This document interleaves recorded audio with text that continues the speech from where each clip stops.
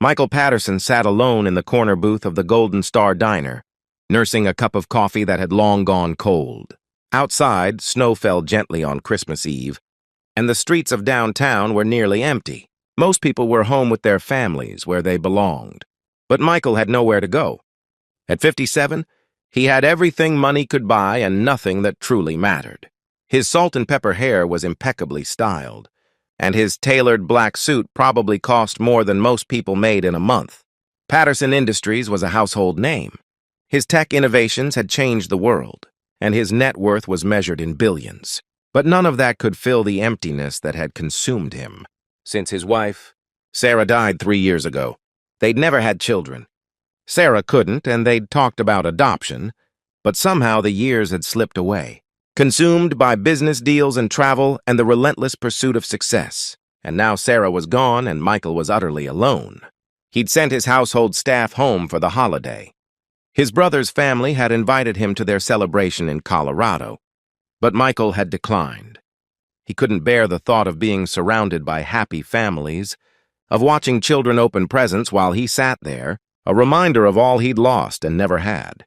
So instead, he sat in a diner on Christmas Eve, watching the world go by through the window.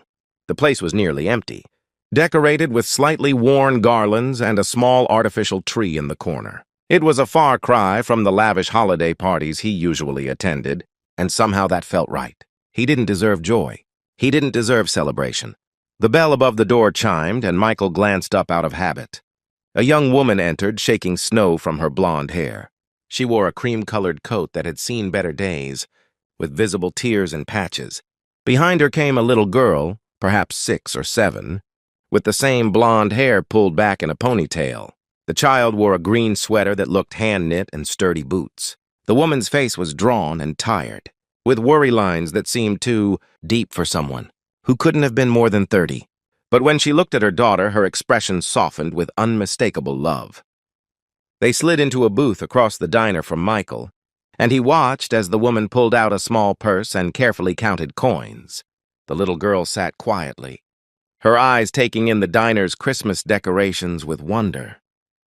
The waitress, a motherly woman named Betty, who'd been kind to Michael during his solitary meal, approached their table.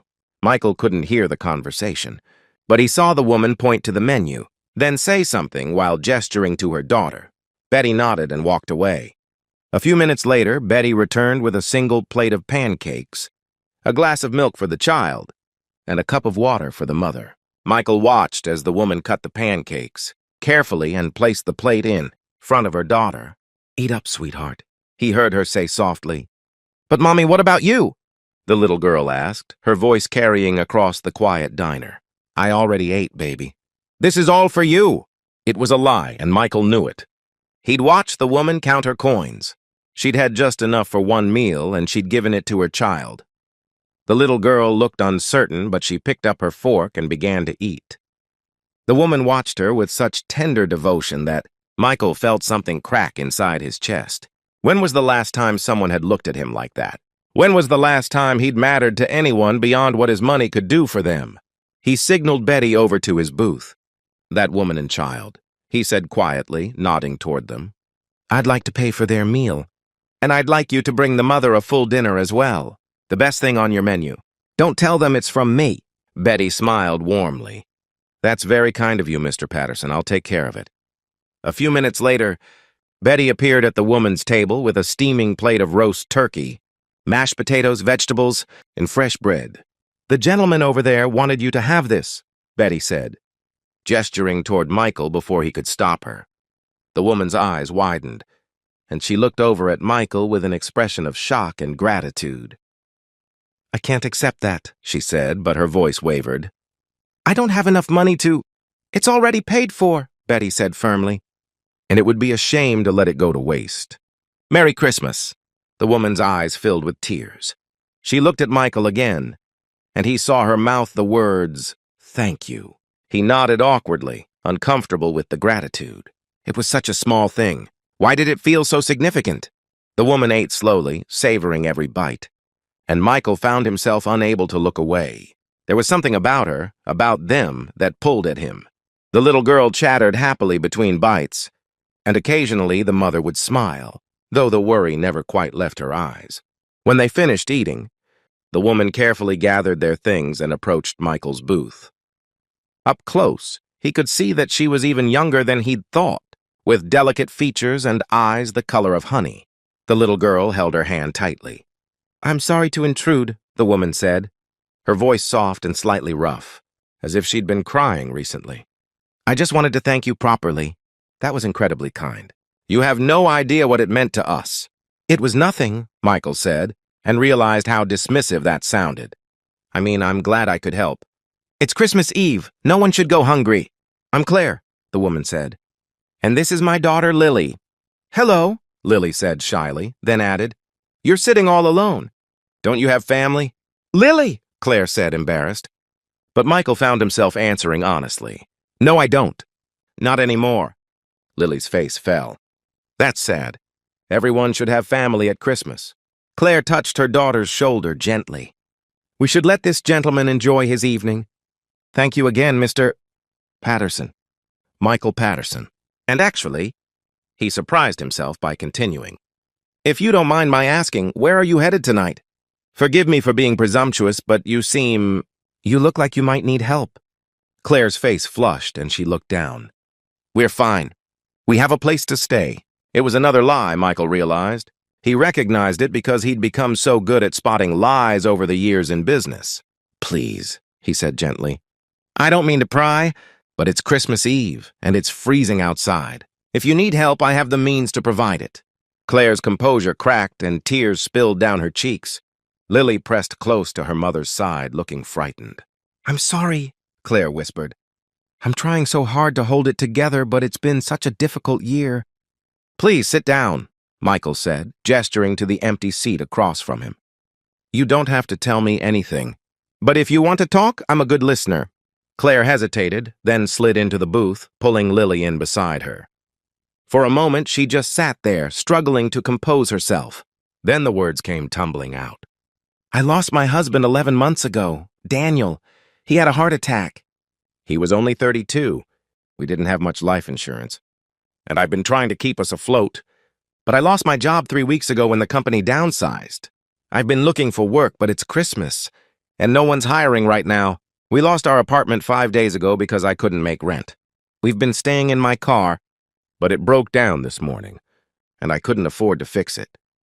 I spent our last money on gas to run the heat, and when that ran out, we came here because I knew at least I could get Lily one warm meal." She covered her face with her hands. "I'm a terrible mother. My baby is sleeping in a car on Christmas Eve." Michael felt his heart breaking. Here was this woman clearly doing everything in her power to care for her child, believing she was failing. And here he sat, with more money than he could ever spend, utterly useless in his grief and self-pity. "You're not a terrible mother," he said firmly. "You're doing everything you can in an impossible situation. And you know what? Tonight, that changes." Claire looked up at him, confused. Michael pulled out his phone and made a call. "Robert, I know it's Christmas Eve, but I need you to book a suite at the Grandview Hotel. 2 rooms. Put it under Claire." He looked at her questioningly. "Morrison," she whispered. "Claire Morrison. Indefinite stay. Charge it to my personal account." He paused. "Also, I need you to get me the number for Sandra Chen.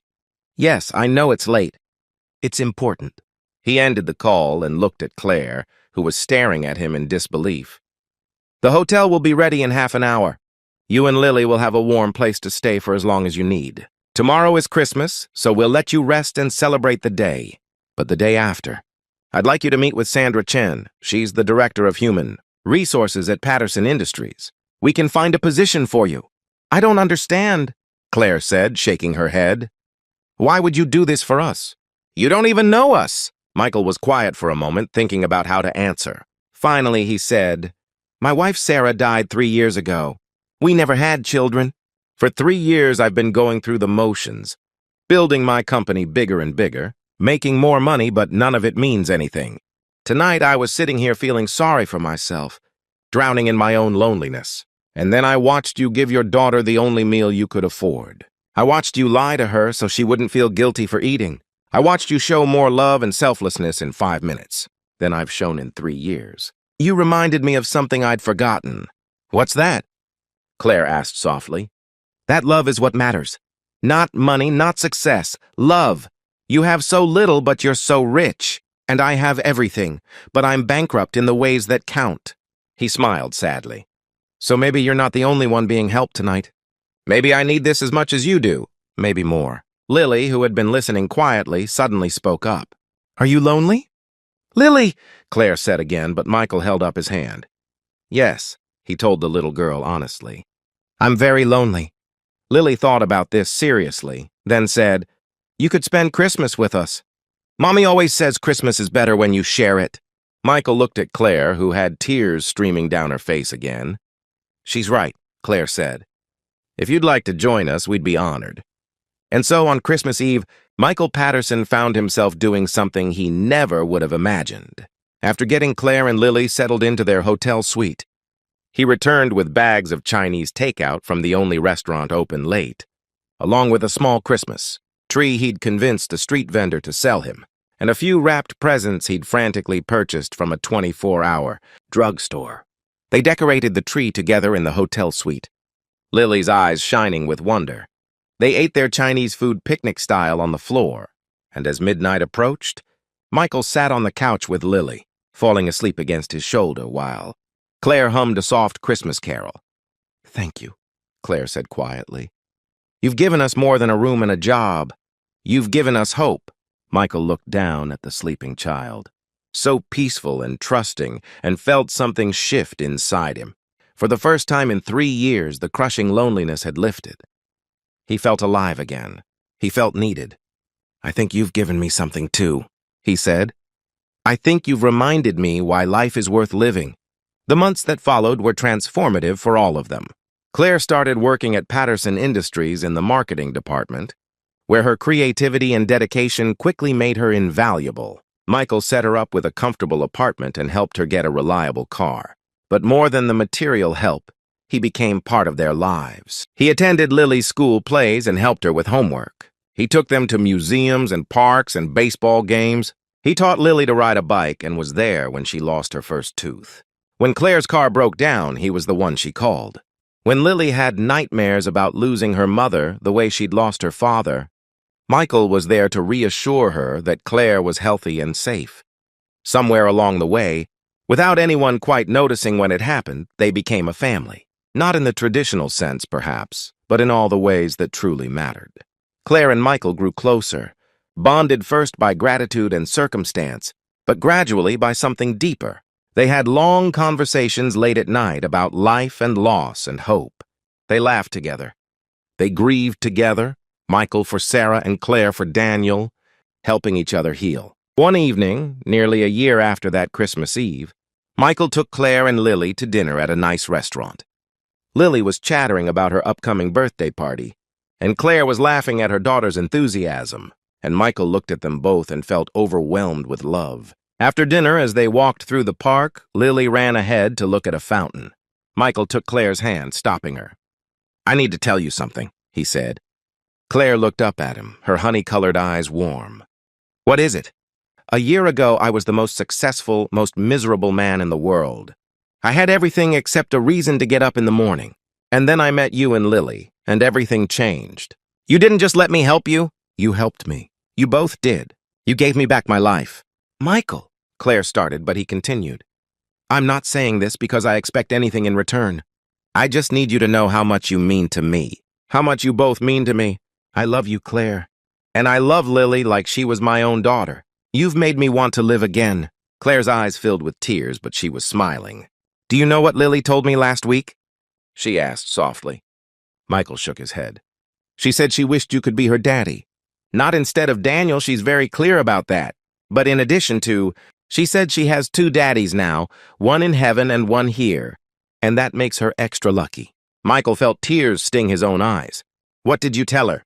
I told her that love doesn't work like math. You can't add it up or divide it. Love just grows to fill whatever space it needs, and that she's absolutely right. She's very lucky. We both are. Does that mean... Claire reached up and touched his face. It means I love you too. It means I think Sarah would be happy that you found happiness again, and it means if you want to be part of this family officially, we'd like that very much. Michael pulled her close, holding her as if she might disappear. I want that more than anything in the world. They were married the following spring in a small ceremony with just close friends and family. Lily was the flower girl, beaming in her white dress. Michael's brother gave a toast about how love could heal even the deepest wounds. Claire's mother cried happy tears. But the moment that mattered most came at the end of the ceremony. When Michael knelt down in front of Lily, I want to ask you something important, he said. Lily looked at him solemnly. Okay. Your mom and I just got married, which means we're officially a family now. But I wanted to ask you if it would be okay if I adopted you. If you'd let me be your dad legally and forever. You'll always have your first daddy in your heart. And that's exactly how it should be. But if you'd let me, I'd like to be your dad, too. Lily threw her arms around his neck. Yes, I want that. Michael held her tight. This precious child who had helped save him from his loneliness and despair. I promise I'll do my best to make you proud, he whispered. You already do, Lily said simply. Years later, Michael would look back on that Christmas Eve in the diner as the night his life truly began. Not when he made his first million, not when his company went public, not when Forbes put him on their cover, but the night he saw a struggling mother give everything she had to her child and chose to help. That one act of kindness, inspired by witnessing selfless love, had blossomed into a whole new life. He had a wife he adored, a daughter he cherished, and a sense of purpose that no amount of business success could provide. He never forgot what it felt like to be alone on Christmas Eve, and he made sure no one else at his company had to experience that feeling. He started programs for employees in crisis, established emergency funds for those facing hardship, and made Patterson Industries known not just for innovation but for compassion. And every Christmas Eve, the Patterson family returned to the Golden Star Diner for pancakes. Betty still worked there, and she always greeted them with a warm hug. They'd sit in the same booth where Michael had sat alone all those years ago, and they'd talk about how much had changed. Do you ever think about what would have happened if we hadn't come into that diner that night? Claire asked one Christmas Eve when Lily was 15. All the time, Michael admitted. And I'm grateful every single day that you did. Lily, now a thoughtful teenager who'd inherited her mother's kindness and Michael's business acumen, smiled at them both. Mom always says God puts people in our path for a reason. She's right, Michael said, reaching across the table to take both their hands. I thought I was alone, but I wasn't. I was just waiting for you to find me. And that, he would tell anyone who asked, was the real Christmas miracle, not the money he'd given or the help he'd provided, though those things mattered. The real miracle was learning that it's never too late to find family, that love has no limits, and that sometimes salvation comes from the most unexpected places. Sometimes it comes in the form of a struggling mother and her child, sitting in a diner on Christmas Eve, reminding you what truly matters. Sometimes it comes when you open your heart to others and discover that in helping them, they help you even more. Love, Michael had learned, was the greatest gift of all. And it was a gift that kept giving, growing, multiplying with every passing year. He had everything now, not because of his money or success, but because he had people to share it with. People who loved him not for what he had, but for who he was. And on quiet Christmas Eves, sitting in that old diner with his family, Michael would look around and think about all the people out there feeling alone, feeling lost. And he'd say a quiet prayer that they, too, would find what he'd found. Hope, love, and the understanding that no one is ever truly alone as long as there's kindness in the world.